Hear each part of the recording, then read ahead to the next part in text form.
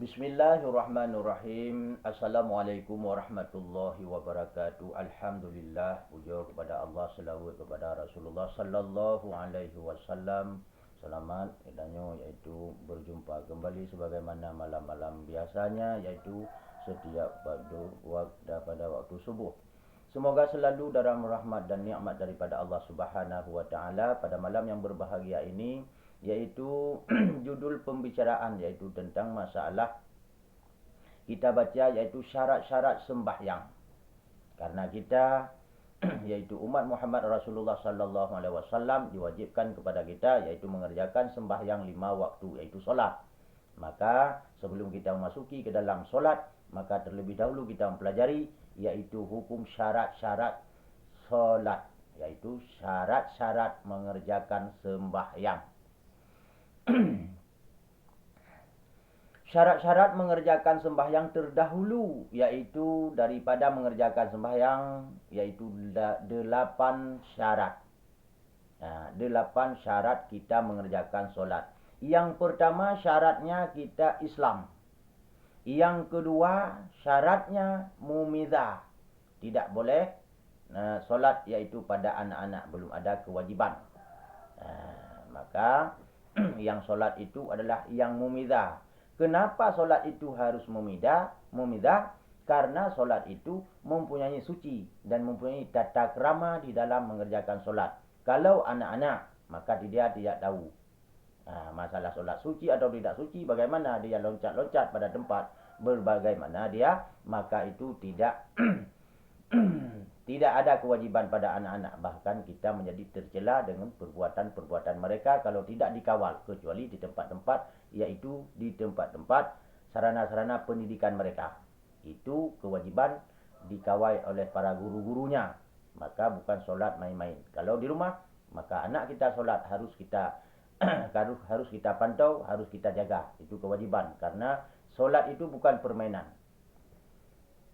Itu kewajiban kepada kita. Orang tua kalau solat anak di rumah harus dijaga. Sebagaimana yaitu di dayah-dayah, di pesantren-pesantren yang dijaga oleh guru, yaitu anak-anak yang solat. Yang ketiga, mengetahui masuk waktu. Syarat solat mengetahui masuk waktu. Benar mengetahui masuk waktu. Itulah baru dikerjakan solat.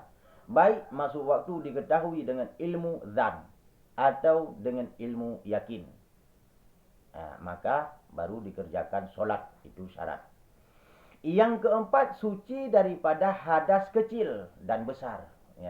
Jadi harus mengetahui sebagaimana pelajaran kita, yaitu yang sudah lewat, dihafal dan diingat supaya kita bisa mengerjakan solat. Kalau pelajaran yang di belakang, suci, hadas besar dan hadas kecil tidak dimengerti, belum tahu, maka solat semuanya haram. Karena tidak suci. Maka syarat solat yaitu suci daripada hadas kecil dan hadas besar. Bagaimana menyucikan hadas kecil, bagaimana caranya menyucikan hadas yang besar. Itu pelajaran sudah lewat. Sudah ada di video-video yang di belakang, dihafal. Supaya suci kita. Kalau ditemom juga harus suci tanahnya yang ditemom. Itu adalah syarat. Itu syarat.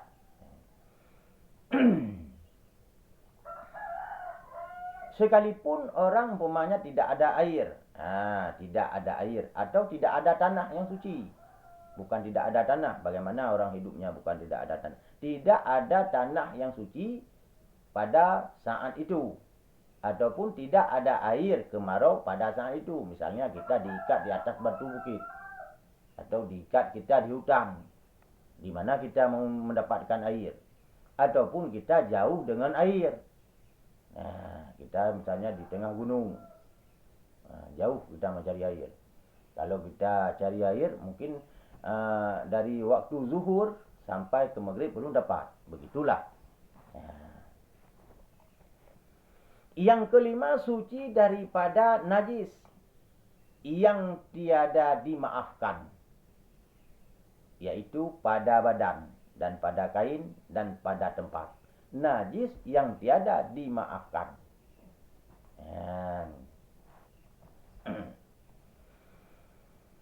Sebagaimana firman Allah Subhanahu wa taala, fasiyabaka fatahura. Suci oleh kamu wahai Muhammad segala pakaian-pakaianmu. Maka Allah menyuruh untuk bersuci kepada Muhammad kekasihnya, yaitu daripada najis pada pakaian-pakaian. Yaitu Allah menyuruhkan yaitu kepada kekasihnya, yaitu Muhammad. Kalau kita ingin mengikut kekasihnya Muhammad, maka bersucilah. Kalau kita ingin menjadi kekasihnya Muhammad, sebagaimana Muhammad menjadi kekasih Allah, maka kita yaitu harus bersuci. Dan sebagaimana sabda Nabi Rasulullah sallallahu alaihi wasallam, tanzihu anil bauli fa in amata adabil qabri minhu. Bersucilah kamu daripada kencing, maka sangat pedih azab yang ada di dalam kuburan. Orang-orang yang tidak suci. Pedih azab yang ada di dalam kubur, yaitu orang-orang yang tidak mau bersuci. Ini hadis sahih. Hadis sahih. Dan ini apabila kena najis, yaitu pada tempat. Ini perhatian lagi. Apabila kena najis pada tempat, pada badan. Tidak dimaafkan. Atau mana yang kena yang sebenarnya najis, maka wajib disucikan semua. Tidak tahu kita di mana kena najis. Pada tangan, pada kaki, atau pada badan. Enggak tahu kita di mana kena. Yang pokoknya kena ada. Kita mengerti yang bahwa najis itu sudah kena sama tubuh kita. Tapi tidak tahu di mana kena. Kalau demikian, maka wajiblah disucikan semuanya. Ingat lagi, yaitu tidak sah sembahyang siapa saja yang bertemu dengan najis. Tidak sah solat siapa saja yang bertemu dengan najis, yaitu pada badan atau pada kulit atau pada kain, atau yaitu pada apa saja di dalam solat. Jika tiada digerakkan atau bergerak-gerak sekalipun, maka tidak sahlah solat. Apabila berjumpa dengan najis di dalam solat ataupun di luar, digerak-gerak ataupun tidak digerak, maka tidak sah solat. Itu najis. Peringatan lagi, itu najis. Tidak sah barang yang memegang tali atau di atas najis atau bertemu dengan najis. Memegang tali, memegang yaitu tali. Misalnya ini tali. Kita memegang tali ini yang bersambungan dengan najis. Kena najis. Yaitu pada tali ini, maka kena pada kita. Maka ini kita tidak sah solat.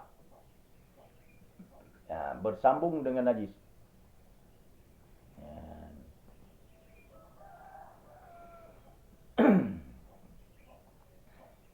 Pada satu tempat yang ada di dalamnya najis, jika bertemu yaitu dengan tali najis atau terikat dia yaitu pada tali najis, maka sebagaimana yaitu pada seekor kuda yang di dalamnya ada najis, maka hukumnya dihukumkan najis. Yaitu pada masa Rasulullah sallallahu alaihi wasallam, maka dihukumkan najis. Yaitu pada seekor kuda ataupun unta, pada saat itu di dalamnya ada najis. Maka tali itu yang bersambung kepada Rasulullah, maka dihukumkan tali itu hukumnya najis. Ya. Tapi dibolehkan. Ya. Pada masa Rasulullah sallallahu alaihi wasallam dibolehkan. Ya. Dibolehkan. Dengan bagaimana yang dibolehkan itu maksudnya dimaafkan. Jika di bawah telapak kaki sebagaimana Rasulullah sallallahu alaihi wasallam. Ya, ini sudah dilihat oleh Rasulullah yang bahwa tali ini bersambung kepada kuda. Yang di dalam gerbak kuda, di dalam gerbak unta itu ada najis. Ya, ada najis. Maka tali ini dari atas, di atas najis, maka Rasulullah sallallahu alaihi wasallam solatnya di atas pasir. Di atas pasir yang tandus, yang bersih. Ya, di situ. Lalu tali ini ya dipijaklah oleh Rasulullah sallallahu alaihi wasallam di bawah telapak kaki, di bawah dimasukkan di bawah daun kurma. Di bawah daun kurma. Karena musallanya daun kurma. Daun kurma di bawah. Di bawah daun kurma. Misalnya ini musalla ini jadi daun kurma. Tali ini. Maka sudah dimasukkan ke sini. Kemudian ujung ini tidak apa-apa, kemana saja pun boleh. Yang ujung sebelah ini. Jadi ini sudah dimasukkan ke bawah, ke bawah tali ini. Maka Rasulullah solatlah di atas, yaitu pelpak kurma, yang di bawahnya tali yang bersambungan dengan najis yang ada di dalam gerbak unta, yaitu najis yang ada. Maka sahlah solat, tidak mengapa, dimaafkan. Demikian juga yang dimaafkan yaitu berkebetulan jatuhnya najis, yaitu hamam najis. Hamam najis misalnya, jatuhnya najis. Yang jatuhnya najis pada tempat sujud kita atau pada tempat rukuk kita, waktu rukuk kita jatuh. Di tempat tentang dada kita, di atas sajadah atau musalla. Sering kalau kita ucapkan musalla, kalau dalam bahasanya sajadah, tempat sujud. Tapi kita geser sedikit, waktu kita sujud, kita geser sedikit, tidak kena pada dahinya atau tidak kena pada telapak tangannya. Padahal di atas musalla. Biarpun bergerak-gerak atau tidak bergerak-gerak, itu sah solatnya, tidak batal. Asal jangan tersentuh dengan najis yang jatuh. Digeser. Demikian juga tali pengeras suara. Tali pengeras suara. Tali pengeras suara yaitu mic. Tali mic. Yang di atas tali ini bersambungan panjang, yaitu ada najis di situ seperti sarang burung. Sarang burung. Dia banyak najis di situ. Lalu dimasukkan ke bawah musalla. Ke bawah musalla. Yang dipakai ini dari bawah ke atas, lalu dipakai yaitu kepada sampai yaitu kepada dada imam. Tali ini dipakai kepada dada imam. Ini tidak dihitungkan najis, dimaafkan. Kenapa? Karena dari bawah ke atas tidak dihitungkan najis. Tidak dihitungkan najis. Jangan salah. Tidak dihitungkan najis. Kalau dari atas langsung, misalnya air yang ada di atas, kalau dari atas langsung, maka air ini bernajis, maka turun kepada kita. Tapi kalau ini yang diturunkan ke bawah, maka terhitunglah dari bawah musalla. Dari bawah musalla ke atas, ini suci. Sebagaimana kita solat, yaitu di bawah sajadah itu ada telek ayam, ada telek kambing, ada telek bebek, dan ada telek yaitu cicak rawau, atau ada telek burung gereja. Lalu kita ambil yaitu tikar atau musalla atau sajadah, langsung kita bentang, langsung kita solat. Yang di bawah itu tidak mengapa, yang kita solat di atas tetap sah. Demikian juga najis yang di bawah lalu ditarik ke atas, ini tidak dihitung najis. Yang najisnya di bawah. Yang najisnya di bawah, yang di atas tidak bernajis. Maka ini terbayang saya, waktu dulu saya masih di Serambi Mekah, masih ada umur yaitu Abuya Muhammad Nasir Wali, yaitu disurahlah yaitu tentang masalah mic yang ada kita pakai. Mic yang mana yang tidak boleh. Kemudian kunci surahnya Yaitu kalau dari bawah ke atas, yaitu talinya digulung lalu ditaruh, maka sah, tidak dihitung najis. Kalau talinya yang di atas, sependek apapun, ini tetap menanggung najis. Ini kuncinya surah. Mudah-mudahan bermanfaat. Dihitung suci. Dihitung suci dari bawah musalah atau sajadah, yaitu ke dada imam. Itu sudah terhitung suci. Terhitung suci. Titik.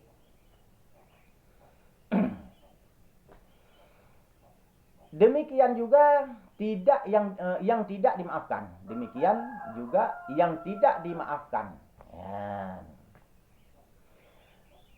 Yang pecah daripada kembuhan bisul. Yang pecah daripada kembuhan bisul. Yang berdarah banyak. Atau nyamuk yang dipukul pada tangannya, misalnya pada tangan. Kebetulan nyamuk banyak. Dipukul. Dipukul begini. Dipukul nyamuk. Banyak darah ini yang nampak. Banyak darah nampak. Sebagaimana darah bisul. Maka itu batal solat. Tidak dimaafkan. Apabila sedikit nyamuk yang dipukul. 1 ataupun 2, 3. Tidak sanggup tahan sakit. Maka dibuat seperti ini. Mati nyamuk ini. Tapi darahnya tidak nampak, cuma sedikit. Itu dimaafkan. Juga bisul ataupun kudil. Ataupun kudil. Baik jerawat. Kadang waktu kita solat tidak terasa gatal. Kita garuk sikit. Keluarlah yaitu darah yang ada jerawat. Misalnya. Itu dimaafkan. Juga bisul. Pas kita duduk. Keluar sedikit. Keluar lendirnya sedikit. Bukan darah yang banyak. Kalau darah yang banyak, maka tidak sah, batal. Keluar sedikit, maka itu dimaafkan. Yang keenam syaratnya lagi. Yang keenam syaratnya lagi. Syarat solat lagi, menutup aurat. Syaratnya lagi, menutup aurat. Menutup aurat. Aurat si laki-laki seperti aurat budak pada masa Rasulullah sallallahu alaihi wasallam. Budak perempuan. Aurat si laki-laki antara pusat dan lutut. Budak si perempuan juga antara pusat dan lutut. Begitulah, yaitu menutup aurat si laki-laki seperti aurat si budak. Aurat si budak antara pusat dan lutut. Maka kalau budak itu, kalau nampak yaitu buah dada, ini tidak apa-apa bagi budak. Sama seperti laki-laki. Sama seperti laki-laki. Jangankan tutup kepala, enggak apa-apa. Ini nampaknya enggak apa-apa. Karena itu budak. Khusus keturunan budak. Yang keturunan budak boleh nampak ini. Karena batas auratnya antara pusat dan lutut. Seperti auratnya si laki-laki.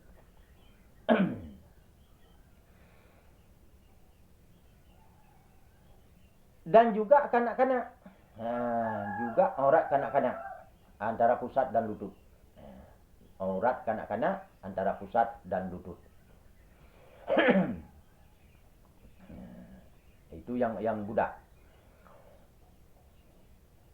Aurat wanita yang merdeka. Beda. Aurat wanita yang merdeka, yang muslimah. Yang merdeka, yang muslimah. Orang wanita yang muslimah, yaitu badannya di dalam solat. Seluruh badannya di dalam solat. Melainkan wajahnya. Seluruh badannya di dalam solat. Melainkan wajahnya. Yaitu muka. Muka yaitu dibuka. Yaitu di dalam solat. Batas ini.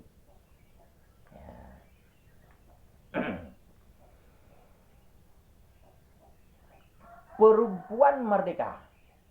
Perempuan merdeka haram dipandang oleh laki-laki. Haram dipandang. Kecuali terlihat.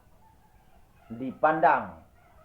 Dipandang sampai hanyut dia memandang. maka hukumnya haram. Hukumnya haram. Karena zina itu ada 7. Yang pertama zina mata, yang kedua zina hidung, yang ketiga zina tangan, yang keempat zina mulut, yang kelima zina kaki, yang keenam zina hati, yang ketujuh zina zakar. 7 macam zina. Hati juga zina. Sedang solat ingat itu. Itu termasuk zina. Maka 7 macam zina. Sebagaimana firman Allah Subhanahu wa taala, wala tanzi wala yubdhina zainanhu illa ma zahira minha. Begitu. Panjangnya lebih kurang. Jangan dibukakan oleh perempuan auratnya, melainkan tangannya, artinya telapak tangannya sampai pergelangan tangannya. Itu yang boleh pada wanita yang merdeka, yaitu pada wanita yang muslimah. Beda dengan wanita budak yang belum merdeka. Yang sudah merdeka menjadi wanita muslimah. Menjadi wanita muslimah, maka wajiblah yaitu menutup aurat sebagaimana biasanya yang ada tertulis di dalam syarah-syarah kitab-kitab dan penjelasan-penjelasan yang telah diberikan oleh ulama kepada kita, karena kita tidak berjumpa dengan Rasul, karena kita umat di akhir zaman. Maka kita jumpa yaitu dengan para ulama-ulama dan tulisan-tulisan daripada ulama mujtahid. Disitulah kita mengambil rujukan atau ilmu pengetahuan untuk kita di akhir zaman. Jikalau salat seorang di atas rumah, yaitu rumah panggung yang tinggi, arti rumah panggung, rumah tinggi lagi, sudah panggung tinggi lagi. Ada juga panggung tidak tinggi, ada juga panggung tidak tinggi, tapi rumah panggung tinggi, seperti rumah Aceh, bisa berjalan di bawah, begitu. Maka solatlah di atasnya itu dengan tidak bercelana. Tidak bercelana. Dilihatlah yaitu auratnya dari bawah oleh orang lain. Niscaya tidak batallah solatnya. Apabila seorang solat di atas rumah tinggi, yaitu rumah panggung, maka orang yang di bawah bisa melihat aurat kita. Maka tidak batallah solat kita. Karena barang yang dari bawah, apapun yang terjadi, tidak terpengaruh dengan solat. Kalau dari atas, sedikit harus kita tutup, wajib menutup aurat dalam solat. Apabila lelaki solat, baju yang singkat, sering terjadi pada zaman sekarang. Baju yang singkat, waktu berdiri pas tertutup auratnya. Waktu dia ruku', maka tertariklah, naiklah bajunya ke atas, turunlah celana ke bawah, maka nampaklah iaitu pinggulnya, maka batallah solat. Kalau dilanjutkan haram hukumnya solat, menampakkan aurat. Maka kalau ke masjid, bagi yang memakai baju singkat, baik hari Jumaat, kadang enggan memakai sarung, pakai celana, pakailah baju yang panjang sikit, jangan pakai baju singkat. Karena baju singkat ini waktu dirukuk atau disujud, naik baju, turun celana, nampak pantat. Batal solat, hukumnya haram kalau disengajakan lagi. Yang ketujuh syarat solat lagi, yaitu menghadap kiblat. Menghadap kiblat dengan dadanya di dalam solat. Dari takbiratul ihram sampai salam. Menghadap kiblat itu dari takbiratul ihram sampai salam. Menghadap kiblat. Sebagaimana Allah mengatakan, wajhaka syatral masjidil haram. Hadapkan kamu, wahai Muhammad, dada kamu ke Masjidil Haram. Itu kata Allah. Hadapkan kamu, hai Muhammad, dada kamu ke Masjidil Haram. Maka kita kalau solat, yaitu menghadap kiblat. Walaupun di mana kita berada. Baik pun berada kita di ujung di ujung Melayu, ataupun di ujung Aceh, ataupun di ujung Indonesia. Itu ujung Indonesia, Sulawesi, ujung Maroke. Dari ujung Maroke misalnya kita, yaitu tetap menghadapnya kiblat Baitullah yang Islam, ataupun di ujung Melayu, ataupun kita di ujung Aceh, tapi tetap menghadap kiblatullah.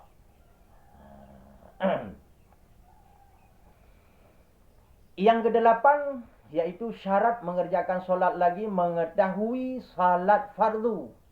Kita ketahui salat fardu. Dan mengetahui salat sunat.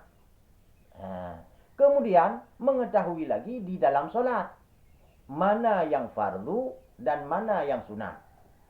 Yang fardu, mana yang sunat. Itu mengetahui. Maka apabila mengetahui yang demikian, maka sahlah solat kita. Solat 5 waktu sah. Dengan apa? Dengan ilmu yang kita pelajari, yang kita hafal. Lalu kita ketahui yang mana sunat, dan mana yang fardu. Mana yang membatalkan solat. Rukun solat berapa? 13, 19. Yang membatalkan solat berapa? 11. Dihafal, tahu. Yang sunat di dalam solat yang mana? Kita mengerti. Kalau sudah kita mengerti yang demikian, maka sahlah solat kita. Tapi kalau tidak dapat kita bedakan solat yang yang sunat dan yang wajib, yang fardu di dalam solat, tidak sah. Maka hukumnya seperti anak yang belum memizah. Anak memizah, yaitu hukum anak-anak. Kita solat seperti solat anak-anak. Tidak termasuk dalam ahli jamaah.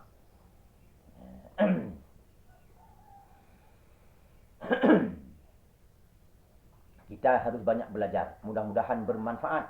Kalau kita banyak belajar, sampai mati kita belajar, maka mudah-mudahan bermanfaat amal kita. Kalau kita sombong, banyak yang sombong. Raja Fir'aun sombong, jatuh neraka. Raja Zamrud sombong, masuk neraka. Abu Lahab sombong, masuk neraka. Banyak yang sombong-sombong.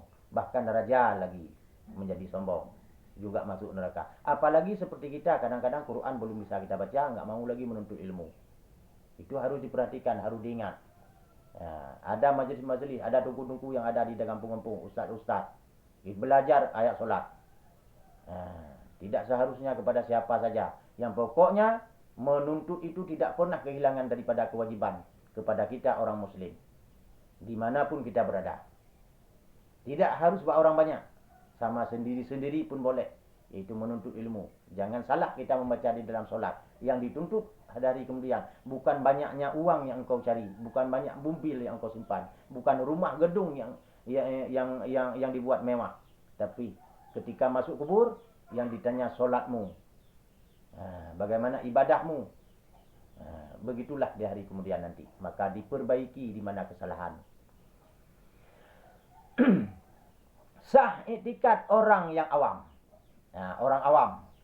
Sah i'tikad orang yang awam, yang setengah sunat dan setengah wajib. Orang awam, orang buta huruf. Orang buta huruf, enggak tahu dia, kecuali dia menanya dengan mulut. Kalau dia tulis, enggak tahu baca, maka dia awam betul.